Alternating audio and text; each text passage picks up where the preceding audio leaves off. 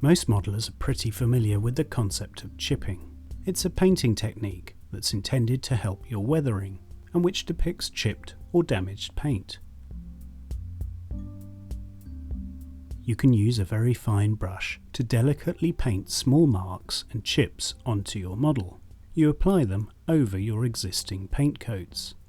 They can be of one colour or a combination of colours. Each represent layers of paint or the metal below.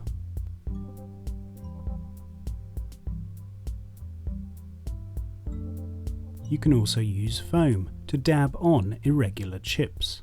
Generally, acrylics seem to be very popular for chipping effects, mainly due to their opacity and the range of shades. But enamels can also be used to great effect.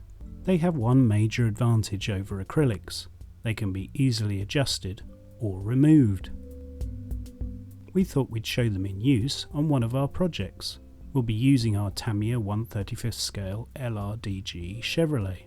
What we're aiming for is to show chipped and damaged paint that has become polished with wear.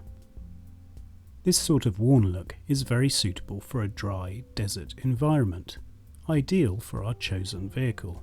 We'll use enamels in combination with a few other modelling staples. So let's start off with the chipping. We get a very fine sable brush and mix up a dark enamel shade. The colours are Humbrol matte black and chocolate, which we mix up in a large plastic dish. Then we take the fine brush and apply tiny chips to the main paint coat. Notice how we are very restrained and try to keep the chips as small as possible for a scale effect. Also, we don't always use the tip of the brush, but sometimes the sides. Try to work in areas that would see wear. Think about where scuffing and chipping would naturally occur. Look for areas of natural wear and tear. Edges are an obvious target, but also where moving parts would wear away paint over time, like with this latch. The tailgate is an area where we're going to show more extreme wear. We apply larger and more expansive chips. With fine and delicate brush strokes, you can also show scratches. The beauty with enamels is that cleanup is considerably easier. Just take a wider, softer brush, moistened with white spirit, and remove any unwanted chips.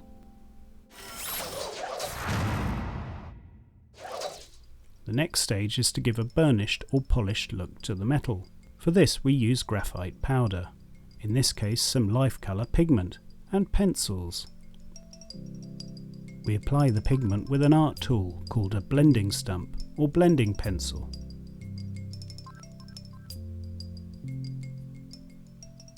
Basically, it's simply a compressed paper pencil used for pastel blending. Load it up and apply along the edges. You can also use an actual pencil in the same way along the edges. Here we burnish using the pencil. You can see how effective this worn look is when combined with the dark chips. It's also especially convincing when used over the same enamel shade applied previously via dry brushing, as here on the non-slip texture of the running boards. You can blend using the paper pencil. Finally, you can also use a flat wide brush to apply the graphite pigment to areas of wear.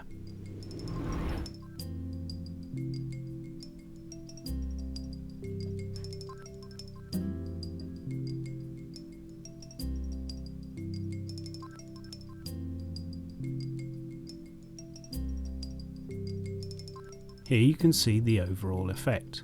So next time you want to show highly worn and polished metal that has been tarnished rather than fully corroded, why not try this handy technique? Subscribe for our latest videos.